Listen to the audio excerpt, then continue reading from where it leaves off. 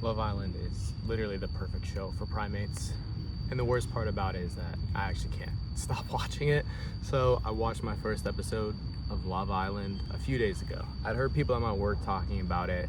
They're talking about, oh, Casey this, Casey that, you're just mad because I like Casey, and like all this drama stuff. At first I thought they were talking about people that worked at that place before I worked there because I just started.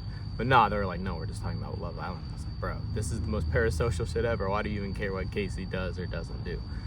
But they were so invested in it. They're like, bro, you gotta watch it, man. You gotta watch it. So here I am. I watched it. Watched the first episode of the most recent season.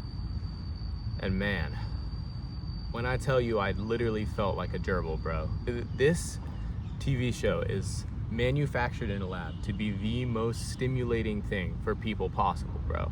It's incredible. It's like the same way that meth just like infects your brain and it makes you feel like the best possible way you can. This is that.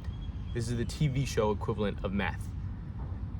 This literally is like eating like one of those fruity gummy burgers. Like it looks like a burger, but it's just like completely fake. Everything under the hood is just like shit. And it's being injected directly into your brain stem. Into my brain stem too, man. I loved it. I can't even lie. After the first episode, frankly, I was a little disgusted. I was like, what did I even just watch, bro? That was literally just softcore porn for like 2 hours. But I was also like, bro, that was kind of fire. I kind of want to see the next episode. And like, I'm a little bit ashamed, but at the same time, like, you know, sometimes you don't want a steak. Sometimes you just want junk food. I'm not trying to watch Silence of the Lambs or like Beetlejuice or some 9 out of 10, 10 out of 10 Quentin Tarantino movie every night. Sometimes I want to sit down, turn my brain off, and just, this is entertaining, yeah. And even more about it, the social aspect. Every single dude I know that watches this show watches it so that they can talk to girls. And the worst part is that it works every time without fail. So, part of the issue with the social aspect of it for me is that this is the most parasocial sort of environment ever. So parasocial. The entire way and reason that you watch this is literally just to like talk about other people's lives. And other people that are living these like fake, I mean obviously fake, it's a reality TV show. But these fake manufactured, like blown out of proportion ideas about what like meeting the love of your life is supposed to be like. Like this like commodifies it and turns it into just slop. And I don't even want to be like, oh, meeting the love of your life has to be the most romantic thing ever and whatever. But like this takes like what is a good normal thing and just like manufactures it, puts it through like the factory processor where it goes like under the slammer, snips, and it's just turned into something kind of unrecognizable, actually completely unrecognizable. But the worst part is, bro, it's entertaining every single second. When they started making out in the first like 10 minutes, I was like, what? This is the kind of show we're watching? And while on one hand, I was like, all right, bro, like, okay, I don't care. I was also like, this is very entertaining. I can see why people watch this.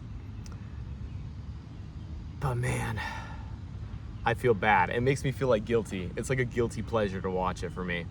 Because literally, like, this TV show turns you into a gerbil. The same way that a gerbil has its like running wheel in its cage.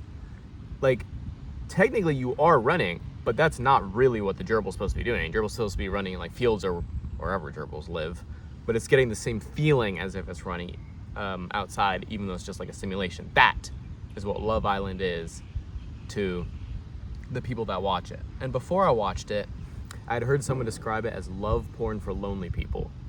And that kind of turned me off of it, to be honest. Why would I want to watch love porn for lonely people? As far as I'm concerned, I'm not a lonely person, so I don't really see why I would need to watch love porn. But like, even without being, damn, there's a bug in my ear.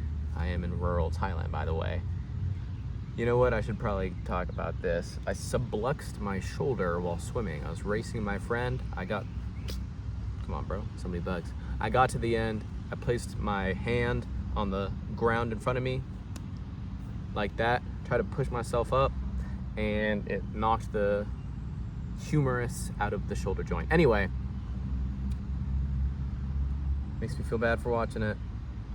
I'm gonna continue watching it. I think it's just too entertaining to not watch it, as guilty of a pleasure as it is. And is there anything wrong with having a guilty pleasure? I don't think so. So I'm gonna keep watching it, keep having my fun, even though this literally is slop. This is the absolute epitome of slop. To be honest, I don't really want to talk to people about it. I think the people that really talk about it, really get into it, are generally just not people that I have any interest in hanging out with, because as I said before, it is so parasocial to really care about these people's relationships. I understand the whole point of the TV shows, you're watching it to see the relationships, but people will really they get life or death over this, bro. Shit gets serious in the workplace when they're talking about Casey or Sean. So yeah, like, comment, subscribe, hit the bell if you made it this far.